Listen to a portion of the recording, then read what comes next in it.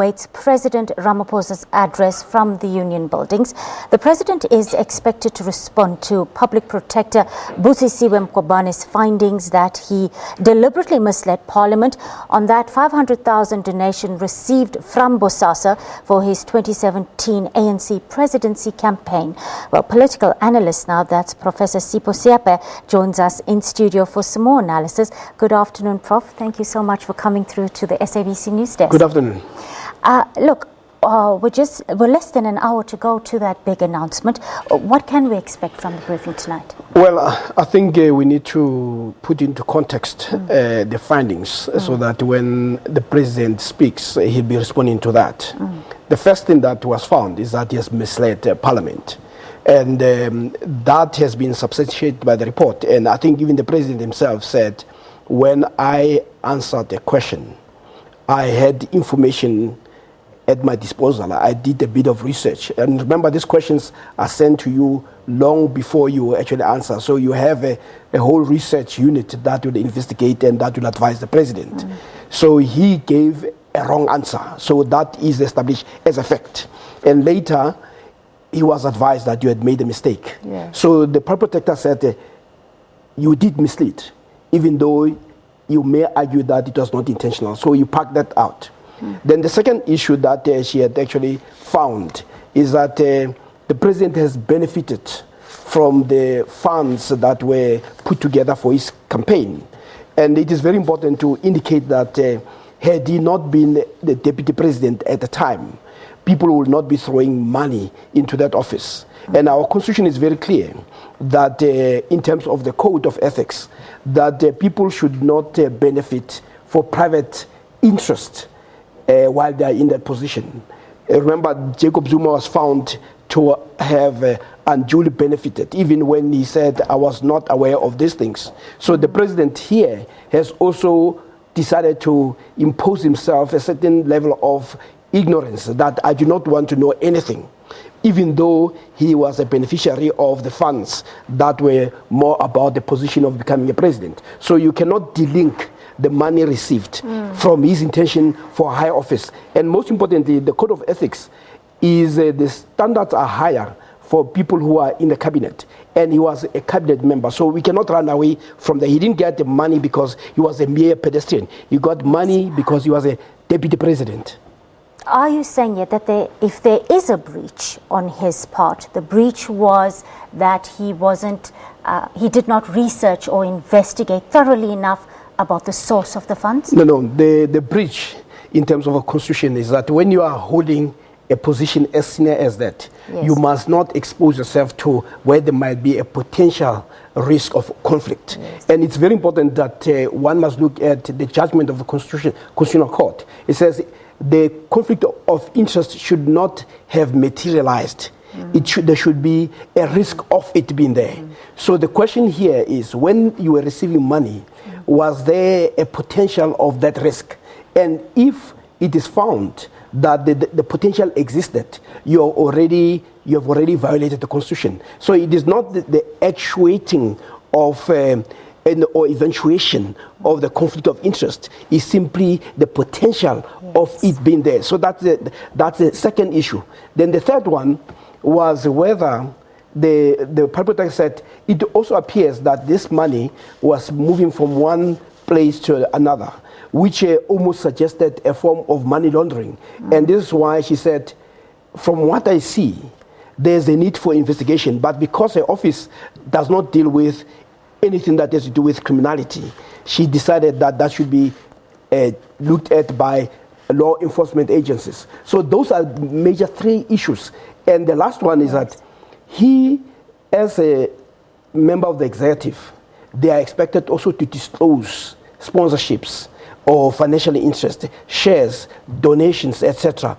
And he did not. And his argument is that because of, among other things, that he was not involved in the campaign, in getting the resources, he didn't have to declare that. And that some people may find it very difficult to accept. Yes. We're just coming out of the Hands of Democracy rally that was held at the Johannesburg Civic Hall. Now, we just heard the SACP, Solly Mapaela. He had some really strong words for the public protector, and she has faced a barrage of criticism in recent months, saying that she's playing a little bit too much into the political space by focusing just on President Cyril Ramaphosa, as he was just one of the candidates in the run-up to the Nazareth conference. What do you make of that, Professor? Well, it's a harsh form of display of ignorance. First of all, the public protector does not always initiate investigations. The way the office has worked, and in this case, it has worked this way. She receives complaints about members of the executive from members of parliament. And members of parliament are political beings playing in the political space. But her duty is to investigate, and she is obligated. So how does she determine, or what criteria does she use to determine which complaint to investigate and which one not to? When it involves members of the executive, she is obligated. There is no choice. She cannot say, I do not want to investigate it. She must investigate it, even if there's nothing, and she must give a report. So in this case, she was obligated. So for those people who say, why investigate Ramaphosa, not the others, they should actually lay a complaint to her about the others. She cannot on her own decide to start initiating a lot of investigations. The members of parliament are the ones who should make, and other people should make that request, and they have not done so. So she can't then jump, say, I want to investigate others. And it is possible that if she were to do so, she may find that they were also guilty. But what was before her was a clear request on investigating this matter. So this notion that says she should have investigated is actually failure to understand how she operates. The office operates on the basis of receiving complaints, and she has received only one complaint, not that of other contenders for the position. So if the public protector, well, she's censuring the president for failure to declare donations or sponsorships, does it not stand to reason that she will now have to extend her investigations in the interests of impartiality to other political figures as well, or other political figures who have failed to disclose their donations? Well, I think if she finds against the president, yes, it will follow that the others, yes, who have also benefited would necessarily be guilty of the same, because they had not disclosed all the resources that they had actually received as the people who were, because it is a private interest to become whatever, whether you're going to be a president or deputy president, because people give you the money not because you are just a John Doe. They give you money because you are in a critical position. And in this case, he was a member of cabinet. And the Constitution is very clear with regard to those people. Prof, I want to ask you, in your mind, what do you think the expectations of donors who fund political parties are? Yeah, I think the first thing that one must indicate is that the donors play a very important role in our democracy. The politics will not be possible without the resources. But what is most important is to make sure that when people donate, they do not exert undue influence in our politics. Because when we say the people shall govern, we must make sure that the people govern. But the donors do not simply give you money. They give you money because they want to influence the policy. This is why before Parliament today, actually before the President, is a whole notion of party funding, that we need to make it transparent so that when the government of the day makes pronouncement, we should know that it should not be because of the influence of the monies that they receive. But the people don't just act with altruism. They act because they have a particular interest. So donors don't just give you money. They give you money because they want to influence your policies. Doc, we are running out of time. So finally, what do you think the impact of these findings at this juncture in the country is going to be on the presidency of Cyril Ramaphosa? Well, it depends on his attitude towards the findings. I mean, already one expects that there'll be contestation, and his submissions have indicated that he had felt that she also had no jurisdiction, or her investigations was unlawful. So you already have a president who was going to fight back. Because if he fights back, then it will be very interesting. But you must also understand that members of parliament, just like the DA that approached the public protector, has already made it clear that they want an investigation on this matter. So I don't see him wiggling immediately out of this. Maybe her party can actually, his party can support him, but the DA is very resolute on this matter, so is the EFF. So there'll be a lot of political wrangling around that, and his attitude towards it will be very important. And let's talk about the impact on public consciousness at this time, seeing that fighting corruption and fighting graft was such a signature issue in the Cyril Ramaphosa 2017 presidential campaign. Yeah, well, you see, if you make that to be your signature campaign, people expect that delivery on that. They Yes. also expect that you cannot stand in accusation of the other people, while you yourself are suffering from the same ailment. So you need to be able to show that I'm so committed to clean government that I'm willing to subject myself to scrutiny. So you can't, when people find that mud has been thrown against you, then you say those who are throwing it are being unfair. And it is very important here that it is not the public protector who has thrown mud at him. It is political parties who have actually said, we find something untoward, we want it to be investigated. So all this nonsense, I mean, I've been watching that rally.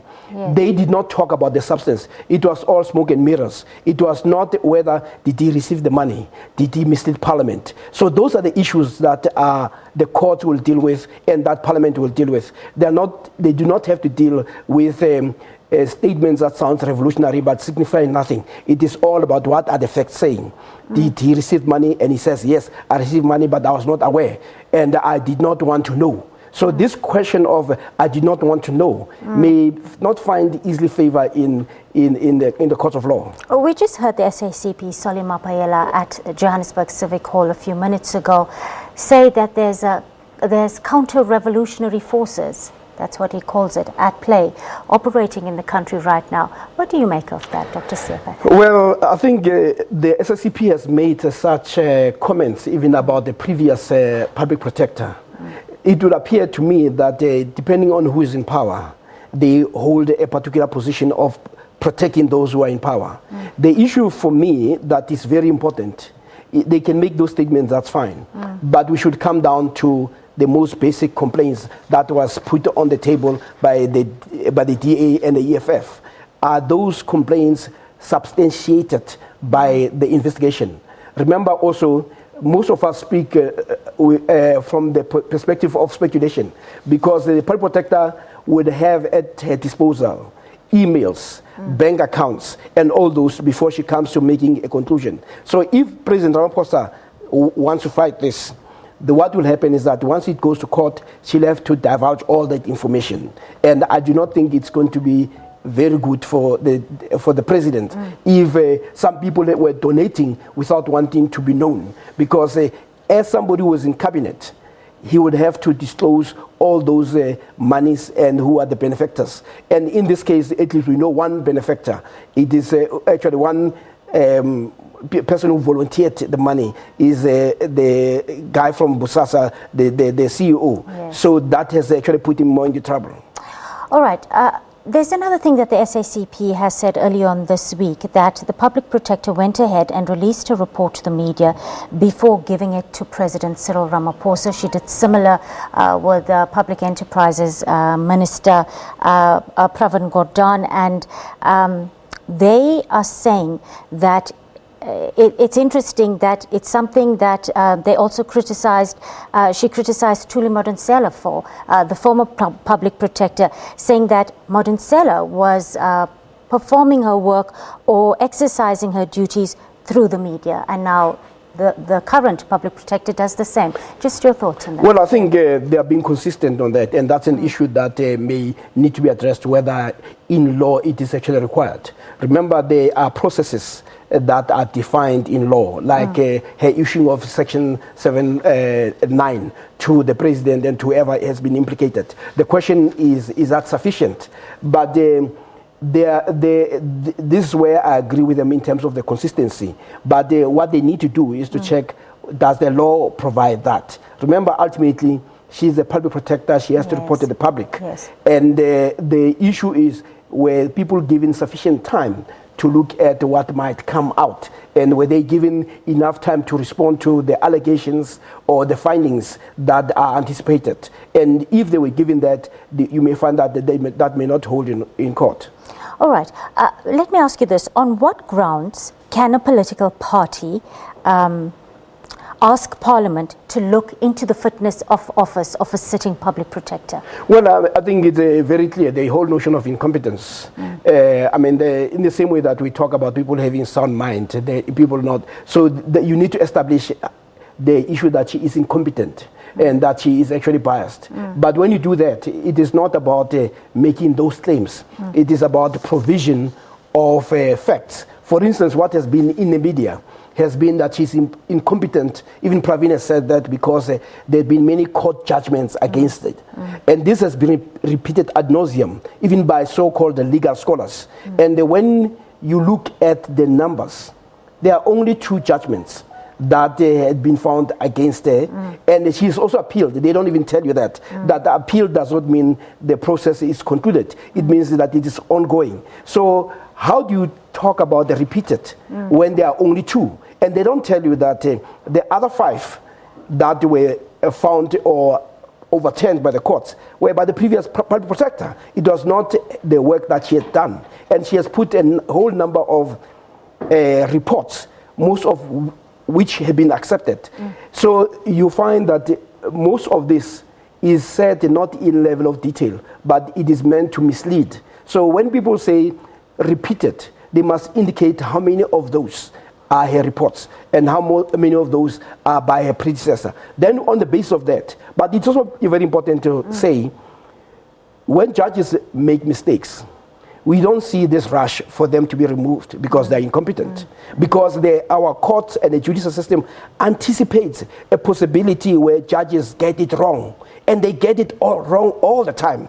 The High Court's judgments get overturned by the Supreme Court of Appeal. And the Supreme Court of Appeal's judgments get overturned by the Constitutional Court. And even within the Constitutional Court, the judges themselves don't even agree. There are times when you have 9 judges disagreeing with 2.